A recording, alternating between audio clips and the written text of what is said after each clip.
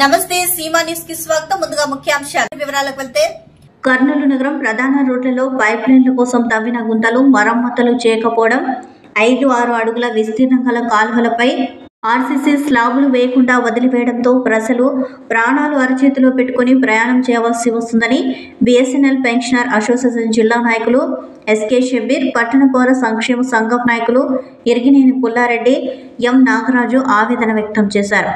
వివిధ ప్రాంతాల్లో రోడ్లు గుంతల పక్కన పట్టణ పౌర సంక్షేమ సంఘం సభ్యులు నిరసన తెలిపారు. ఈ సందర్భంగా వారు మాట్లాడుతూ రామలింగేశ్వర్ నగర్ లో మంజూరైన ₹1 కోటి పున్నమి గెస్ట్ హౌస్ ఎదుట రోడ్డు పక్కన రోడ్డు మధ్యన ట్రాఫిక్ డివైడర్ వేశారు. ఏడాది వాహనదారులు నరకం అనుభవిస్తున్నారని వారు అన్నారు. ఎక్కువ ఆదాయం వచ్చే పనులు మాత్రమే చేసి కష్టంగా ఉండే పనులు వదిలేస్తారా అని ప్రశ్నించారు. బళ్ళారి చౌరస్తా నుండి రాజీవ్ నగర్ వరకు దాదాపు 50 లక్షలతో తారు రోడ్డు పక్కన సిమెంట్ రోడ్డు వేశారు. 6 అడుగులకు పైగా విస్తీర్ణం గల మురికి కాలువలపై స్లాబులు చేయకుండా అలాగే వదిలేశారు. ఏడాది గడుస్తున్నా ఇంజనీర్లు అటువైపు కన్నెత్తి కూడా చూడడం లేదు. గుంతలు పడ్డ రోడ్లు వెంటనే మరమ్మతులు చేయాలని రాష్ట్ర ముఖ్యమంత్రి నారా చంద్రబాబు నాయుడు ఆదేశాలు ఇచ్చినప్పటికీ స్థానిక ఆర్ఎండ్బి నగరపాలక సంస్థ ఇంజనీర్లు మాత్రం స్పందించడం లేదు. నగరంలో ప్రధాన రోడ్లపై ప్రమాదకరమైన గుంతల గురించి తెలుసుకునేందుకు ఇంజనీర్లు రోడ్లపై పర్యటించకుండా ఆఫీసులకే పరిమితమయ్యారని వారు విమర్శించారు. ప్రతినిధులు కూడా ప్రజల సమస్యలపై తగినంత స్పందించడం లేదు అని అన్నారు. ఉన్నతాధికారులు స్పందించి గుంతలు పడ్డ రోడ్ల సమస్యలు పరిష్కరించాలని కోరారు. వివిధ ప్రాంతాల్లో జరిగిన నిరసనలో సంఘం నగర నాయకులు K Srinu, T Purushottam Reddy, MD Yunus, TV Varma, S Anwar, D Prabhakar Reddy, S Uzair Ahmed, L Nayam, T Krishna, K Venkatramareddy తదితరులు పాల్గొన్నారు.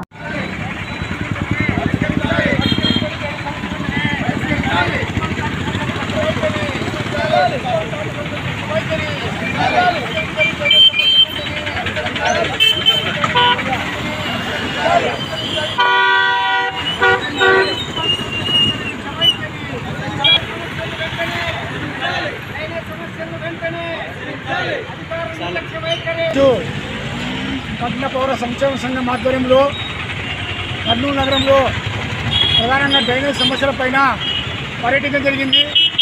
మనం కానీ గమనిస్తే కర్నూలు కొత్త బస్టాండ్ దగ్గర నుండి ఈద్గా దగ్గర పైప్ లైన్ లీక్ అయి అనేక సంవత్సరాలుగా అనేక రోజులుగా ప్రజలు ఇబ్బంది పడుతూ ఉన్నారు. అక్కడ రోడ్డు కూడా తీసేయడం జరిగింది. తిరిగి ఆ రోడ్డు మరమ్మతులు చేయడానికి ఇప్పటివరకు కూడా ఆర్ఎంబి కానీ మున్సిపల్ కార్పొరేషన్ కానీ పట్టించుకునే పరిస్థితి లేదు ఈ రోజు వరకు. అదేవిధంగా బళ్ళారి చౌరస్ దగ్గర ఉన్నటువంటి డ్రైనేజ్ సమస్య ఏదైతుందో కొన్ని ఏళ్ళుగా అక్కడ డ్రైనేజ్ సమస్యని చాలా తీవ్రంగా ఉంది. కానీ ప్రభుత్వం కానీ మున్సిపల్ అధికారులు కానీ దాని గురించి మాట్లాడడం లేదు. ఇప్పటికైనా అధికారులు స్పందించాలి. అదేవిధంగా ఇక్కడ ఏపీ టూరిజం దగ్గర దాదాపుగా కొన్ని నెలలు అవుతుంది, సంవత్సరాలు అవుతుంది ఈ డ్రైనేజ్ సమస్య ఉండబట్టి ఇక్కడ రాత్రిపూట కార్లు కటింగ్ చేసుకోకపోతే కూడా కింద పడే పరిస్థితి ఉంది. స్కూటర్లతో కింద పడుతూ ఉన్నారు. ఎవరు కూడా పడుకునే పరిస్థితి లేదు ఈ వరకు. ఇప్పటికైనా మున్సిపల్ అధికారులు స్పందించాలి. ఈ రోడ్డు కనీసం ఇక్కడ ఆటో కూడా తిరగదు. ఈ రోడ్డుకి ₹1 కోటి మంజూరు చేయడం జరిగింది. ఇది కరెక్ట్ కాదని మా అభిప్రాయం. ఎందుకంటే ప్రజల సొమ్ముని చిత్రంగా ఖర్చు పెట్టే పరిస్థితి జరుగుతూ ఉంది. అది కరెక్ట్ కాదని మా అభిప్రాయం. వెంటనే అధికారులు స్పందించాలని మేము ప్రభుత్వాన్ని డిమాండ్ చేస్తున్నాం.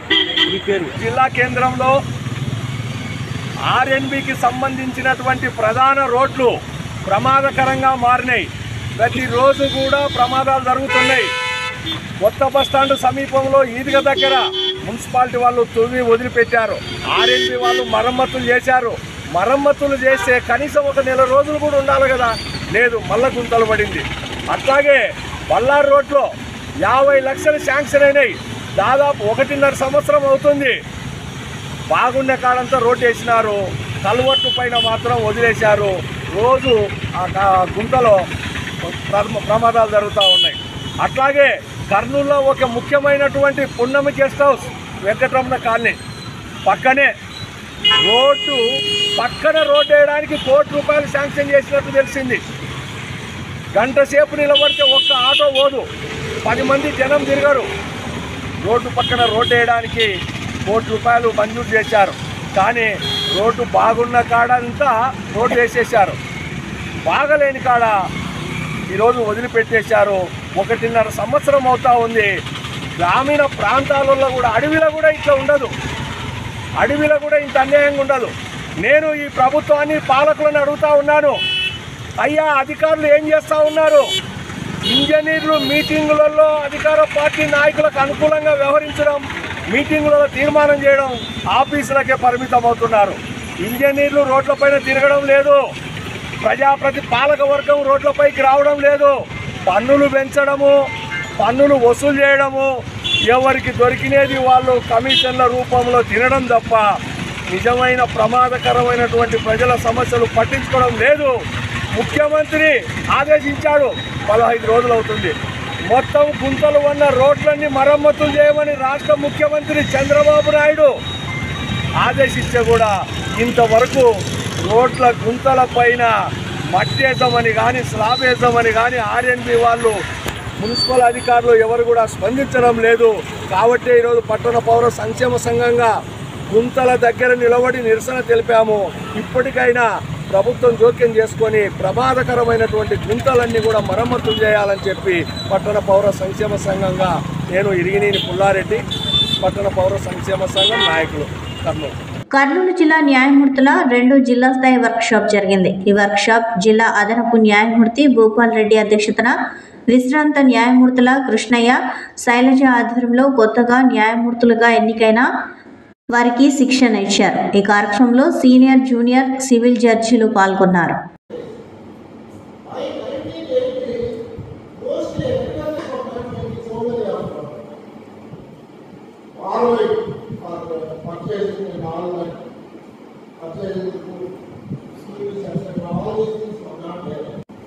Subsequently, backed by more than stringent security restrictions, they later became. So, in spite of all this, these people are not paid, and parent does not give even the address of the son. Credit card goes on using the credit card and Kurnool జిల్లా ఆస్పరి మండలం బెల్లెకల్ గ్రామంలో TDP versus YSR వర్గాల మధ్య రాళ్లు కట్టెలతో దాడులు చేసుకున్నారు. గ్రామంలో ఉద్రిక్తత పరిస్థితి ఏర్పడింది. అడ్డుకుపోయిన ఆస్పరి సీఏ హనుమంతప్పకు కూడా తీవ్ర గాయాలు అయ్యాయి. ఘర్షణకు గల కారణాలు కూరగాయల మార్కెట్ వేలంపాటలో టీడీపీ సానుభూతి పరులైన రైతులు కాయగూరలు తక్కువ పాడి వైఎస్ఆర్ రైతులవి ఎక్కువ వేలంపాట పాడి వ్యాపారస్తులకు అమ్మిస్తున్నాడంటూ వేలందారుడిపై మార్కెట్ దళారులపై ఇరు వర్గాలు కట్టెలతో రాళ్లతో ఒకరిపై ఒకరు విసురుకుంటూ ఘర్షణ చేసుకున్నారు. సమాచారం తెలుసుకున్న సీఐ అక్కడికి చేరుకొని అదుపు చేస్తూ ఉండగా సీఐపై కూడా దాడి చేశారు.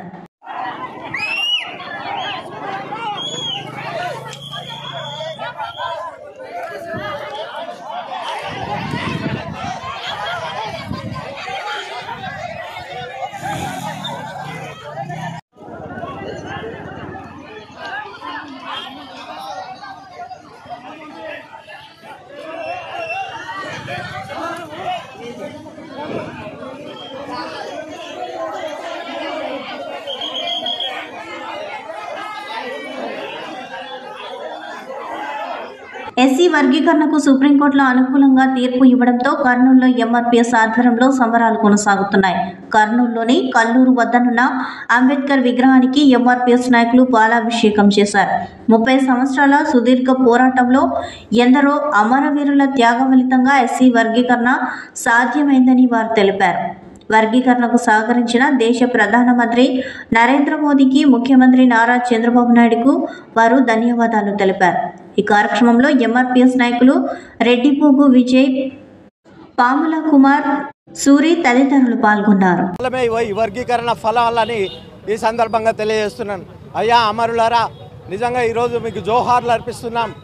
ఎందుకంటే వర్గీకరణ పోరులోనే ఒరిగినటువంటి మీరు ఈరోజు ఆ ఫలాలు మీరే సాధించి పెట్టినట్లు కూడా ఈ సందర్భంగా తెలియజేస్తున్నాను. కృష్ణ మాదిగల ఆకాంక్ష అయినటువంటి ఏబిసిడి వర్గీకరణ సపోర్ట్ చేసినందుకు ప్రధానమంత్రి గారికి, అదేవిధంగా మొన్న ఎలక్షన్లో మేము అధికారంలోకి వస్తే ఏబిసిడి వర్గీకరణ చేసి నేను నిరూపిస్తానని గతంలో చేసినటువంటి చంద్రబాబు నాయుడు గారికి మేము ఎంతో రుణపడి ఉన్నాం. అదేవిధంగా వాళ్ళకందరికీ ధన్యవాదాలు తెలియజేస్తున్నాం. అదేవిధంగా భారతదేశానికి స్వాతంత్రం వచ్చి 75 సంవత్సరాలు అయితే మాదిగ ఉపకులాలకి ఆగస్టు 1వ తారీఖు వచ్చిందని మేము ఈ సందర్భంగా భావిస్తున్నాం. ఎంఆర్పిఎస్ అలపెరగని పోరాటంలో ఎన్నో అసురు వస్తూ ముఖ్యంగా మా బాధ కన్నీటితో పోయేది కాదు, మా కన్నీరు వృధా కావాలని చెప్పి కోరుతూ మరి జడ్జీలకు కావచ్చు, నరేంద్ర మోడీ గారికి కావచ్చు, రాష్ట్రంలో ఉన్న ముఖ్యమంత్రి చంద్రబాబు నాయుడు గారు కావచ్చు, మరి 59 ఉపకులాల కష్టము జీవితము వాళ్ళ రక్త చరిత్రను రూపురేఖలు మార్చిన ఈ అధినేతలకు ఎంఆర్పిఎస్ తరఫున సామాజిక ఉద్యమ నమస్కారం తెలియపరుస్తూ నంద్యాల పట్టణ పరిసర ప్రాంతం మసీదుపురం మెట్ట వద్దనున్న వెంచర్లో దారుణ హత్య చోటు చేసుకుంది. గతంలో కానిస్టేబుల్ సురేంద్ర హత్య కేసులో మొదటి ముద్దాయి కవ్వా సాయి ఉన్నాడు. హత్యకు గురయ్యాడు హతుడు. భూమాకిల ప్రియ బాడీగార్డ్ నిఖిల్ హత్యాయత్నం కేసులో కూడా ముద్దాయిగా ఉన్నాడు. పాత గొడవల కారణంగా కవ్వా సాయి హత్య జరిగి ఉండవచ్చునని పోలీసులు నిర్ధారణకు వచ్చారు. పోలీసులు క్లూస్ టీం సంఘటనా స్థలానికి చేరుకుని నమూనాలు సేకరిస్తున్నారు. ఘటనా స్థలానికి నంద్యాల జిల్లా ఎస్పీ అధిరాజ్ సింగ్ రాణా చేరుకుని వివరాలు సేకరిస్తున్నారు. త్వరలోనే నిందితులను పట్టుకుని విచారిస్తామని ఎస్పీ తెలిపారు.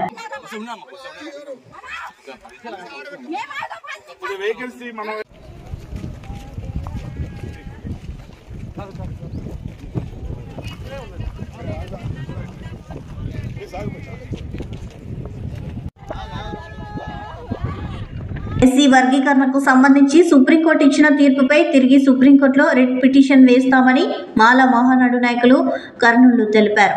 కర్నూలులోని డ్రైవర్స్ అసోసియేషన్ కార్యాలయంలో మాల మహానాడు నాయకులు ఎస్సీ వర్గీకరణ వ్యతిరేకంగా రౌండ్ టేబుల్ సమావేశం నిర్వహించారు. ఎస్సీ వర్గీకరణ అంబేద్కర్ ఆశయాలకు వ్యతిరేకమని వారు తెలిపారు. రాజకీయ పార్టీలు వర్గీకరణ పేరుతో రాజకీయాలు చేస్తున్నాయని వారు ఆగ్రహం వ్యక్తం చేశారు. సోమవారం ఎస్సీ వర్గీకరణకు వ్యతిరేకంగా రిట్ పిటిషన్ వేస్తామని వారు తెలిపారు. కర్నూలులో మాల మహానాడు ఆధ్వర్యంలో పెద్ద ఎత్తున నిరసన ర్యాలీ చేస్తామని అన్నారు.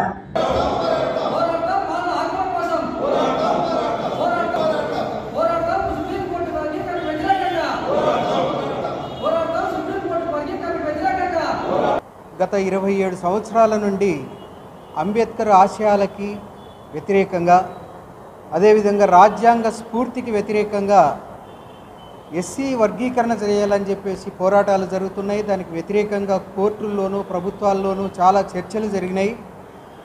దాంట్లో భాగంగానే 2004 నవంబర్ 5వ తేదీన వర్గీకరణ చెల్లదు, ఇది రాజ్యాంగ స్ఫూర్తికి వ్యతిరేకం అని చెప్పేసి సుప్రీంకోర్టు ఒక అద్భుతమైనటువంటి తీర్పునిచ్చింది. అయితే ఈరోజు ఇచ్చినటువంటి ఏడు మందితో కూడినటువంటి ధర్మాసనము ఇదే ఫైనల్ కాదు, ఇంకా 2 ఉన్నాయి.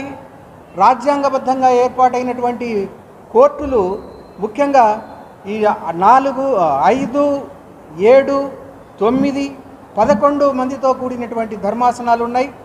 రేపు సోమవారం దీన్ని ఛాలెంజ్ చేస్తూ కేసు కూడా వేయబోతున్నాం మేము సుప్రీంకోర్టులో. అయితే ఈసారి చాలా జాగ్రత్తగా చేసుకోవాల్సిన అవసరం ఉంది. ఎందుకంటే ఒక రాజ్యాంగాన్ని వ్యతిరేకిస్తూ రాజ్యాంగ విలువలని కాపాడకుండా, అంటే 341 ఆర్టికల్ అది వర్గీకరణ చెల్లదని చెప్పినారు. డాక్టర్ బాబాసాహెబ్ అంబేద్కర్ రాసినప్పుడు SC cost is a sanctity, it should not be divided అని రాసినాడు. మేము మళ్ళీ సుప్రీంకోర్టుని సుప్రీంకోర్టులో రివ్యూ పిటిషన్ వేస్తున్నాం. ఇది భారతదేశంలో ఉన్న ఎస్సీ ఎస్టీలకు అందరికీ కూడా ఇప్పుడు వచ్చినటువంటి తీర్పు చాలా అన్యాయమైనది. వాళ్ళ ఎదుగుదలకు అడ్డంకుగా ఉండేది. కాబట్టి దీన్ని మేము నిరసిస్తున్నాము. మేమేం కంటెంప్ట్ చేయడం లేదు, కానీ నిరసిస్తున్నాము. మా అభిప్రాయాన్ని చెప్పుకునేటువంటి స్వేచ్ఛ ఉంది. కాబట్టి నేడు ఇండియాలో సుప్రీంకోర్టు ఇచ్చినటువంటి వర్గీకరణ అంశానికి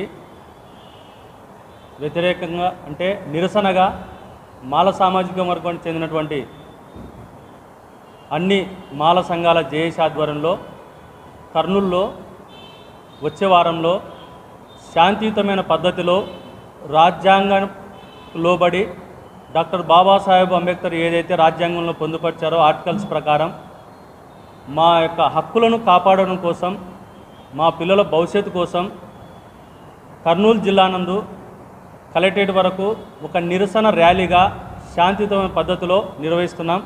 ఎస్సీ వర్గీకరణ వల్ల మాదిగలకు ఎంతో మేలు జరిగిందని కర్నూలులో దళిత జేఏసీ నాయకులు తెలిపారు. కర్నూలులోని పాత బస్టాండ్ వద్దనున్న అంబేద్కర్ విగ్రహానికి ప్రధానమంత్రి నరేంద్ర మోదీ, ముఖ్యమంత్రి నారా చంద్రబాబు నాయుడు ఫ్లెక్సీలకి దళిత జేఏసీ ఆధ్వర్యంలో పాలాభిషేకం చేశారు. వర్గీకరణ వల్ల ఎస్సీలందరికీ సమన్యాయం జరుగుతుందని దళిత నేత కొల్లెద్దుల ప్రశాంత్ తెలిపారు. 30 సంవత్సరాల మందకృష్ణ మాదిగ పోరాటం, దేశ ప్రధానమంత్రి నరేంద్ర మోదీ, ముఖ్యమంత్రి నారా చంద్రబాబు నాయుడు కృషి వల్ల ఎస్సీ వర్గీకరణ సాధ్యమైందని వారు తెలిపారు.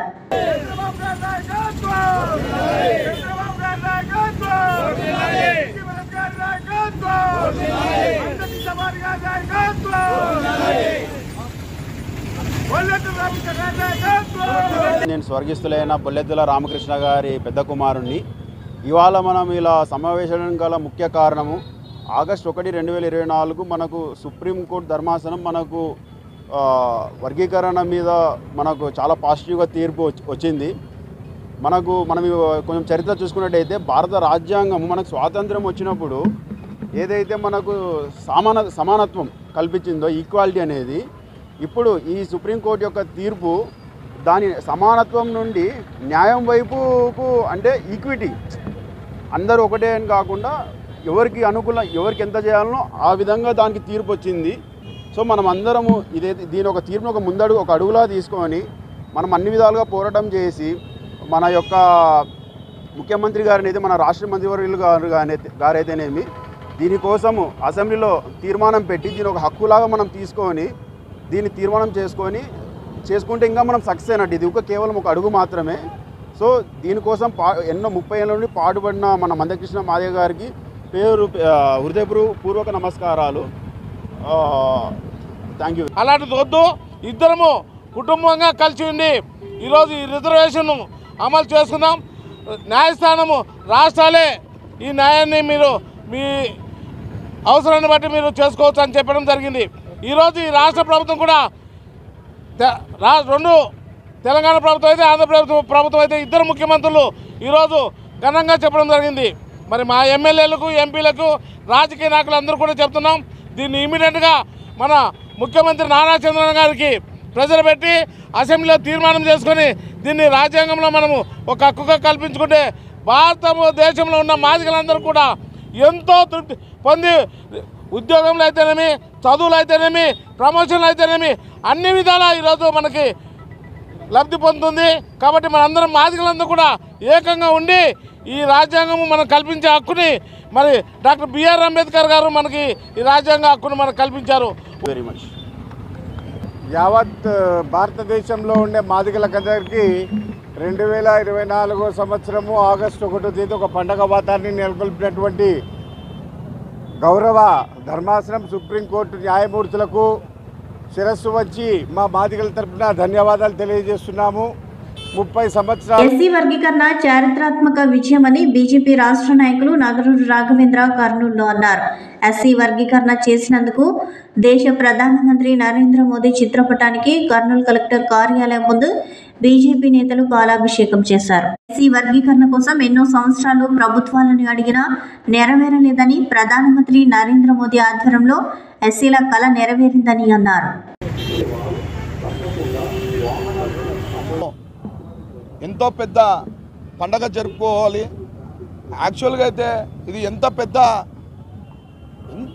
అంటే నాకు తెలిసి 30 ఏళ్ళ చరిత్రలో కనీవిని ఎరగని పండగ అనుకోవచ్చు మనము. ఎస్సీ వర్గీకరణ కోసము ఎన్నో ప్రభుత్వాలు వాళ్ళు ఎస్సీలు ఎన్నోసార్లు మొరపెట్టుకున్నా కానీ ఇంతవరకు కూడా వాళ్ళకి న్యాయం జరగలేదు. అలాంటిది ఈరోజు మన ప్రధాని నరేంద్ర మోడీ గారు కానీ, మందకృష్ణ మాదిగ గారు కానీ, మరియు రాష్ట్ర ముఖ్యమంత్రులైనటువంటి చంద్రబాబు గారు అయితేనేమి, మరియు పవన్ కళ్యాణ్ అయితేనేమి, ఈ ప్రధానంగా వీళ్ళు మనకి ఈరోజు అంటే చేసిన మంచి పని, అంటే ఇన్ని ఏళ్ళగా పోరాడిన మంచి పని ఏంటంటే ఎస్సీ వర్గీకరణ. ఎంతోమంది ఎస్సీలు ఎంతో బాధలతో ఎన్నోసార్లు మొరపెట్టుకున్నారు. పార్టీలకి అతీతంగా వాళ్ళకి ఎన్నిసార్లు వాళ్ళు మెమోరాండంలు అందజేసినా కానీ ఉత్తగా వాళ్ళు తీసుకొని బూడిదలో చల్లిన దానిలాగానే అంటే వాళ్ళు దాన్ని పొడిగించి పెట్టుకుంటా వాళ్ళకి న్యాయం చేయకుండా ఇన్నాళ్ళు పెట్టారు. ఇది ఒక విప్లవం అనుకోవచ్చు. మనము ఎంత పెద్ద విప్లవం దేశంలో. కర్నూలు జిల్లా ఎమ్మెనూరులో గత వారం రోజులుగా కస్తూరిబా గాంధీ స్కూల్లో మహిళా విద్యార్థినులకు భోజనం సక్రమంగా అందించడం లేదని, నాణ్యతగా లేదని విద్యార్థులు ఆవేదనలపై కొన్ని దినపత్రికల్లో మీడియాలో కథనాలు వచ్చాయి. స్థానిక ఎమ్మెల్యే బివి జయనాగేశ్వరరెడ్డి కస్తూరిబా గాంధీ స్కూల్లో ఆకస్మికంగా తనిఖీ చేశారు. కర్నూలు జిల్లా ఎమ్మెనూరు పట్టణంలోని మైనార్టీ ఉన్న కస్తూరి గాంధీ విద్యార్థినులతో ఎమ్మెల్యే బివి జయనాగేశ్వరరెడ్డి సమస్యలను అడిగి తెలుసుకున్నారు. నాణ్యమైన భోజనం అందిస్తున్నారా అని ఎమ్మెల్యే విద్యార్థులను అడిగి తెలుసుకున్నారు. అందుకు విద్యార్థినులు భోజనం నాణ్యత లేదని, సమయానికి భోజనం పెట్టడం లేదని ఎమ్మెల్యేకు వారు విన్నవించుకున్నారు. ఎమ్మెల్యే హాస్టల్ వంటగదిని పరిశీలించి వంట చేసే మహిళా ఉద్యోగులతో మాట్లాడుతూ భోజనం పెట్టడంలో విద్యార్థినులకు ఎందుకు ఆలస్యం అవుతుందని నిలదీయడంతో వంట చేసే మహిళలు ఎమ్మెల్యేకు పొందనలేదని సమాధానం చెప్పడం. వంట చేసే మహిళలు ఎమ్మెల్యేకు పొందనలేని సమాధానం చెప్పడంతో ఎమ్మెల్యే వారిపై ఆగ్రహం వ్యక్తం చేశారు. సందర్భంగా ఎమ్మెల్యే మీడియాతో మాట్లాడుతూ వంట చేసే వారిపై చర్యలు తీసుకోవడంలో గాని ప్రిన్సిపల్ కి గాని అధికారాలు లేకపోవడంతో తాత్కాలికంగా పై అధికారులకు ఫిర్యాదు చేయడం తప్ప మీరు చేసింది ఏమీ లేదని, ఇక మీదట వీరిపై చర్యలు తీసుకునే విధంగా పై అధికారులతో మాట్లాడతానని తెలిపారు.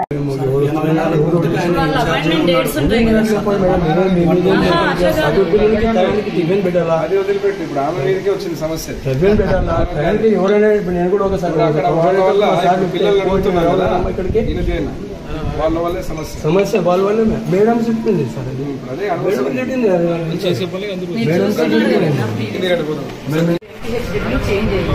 సో ఫస్ట్ ఇయర్ ఎంబీహెచ్ వెళ్ళిపోతారు. Next MBH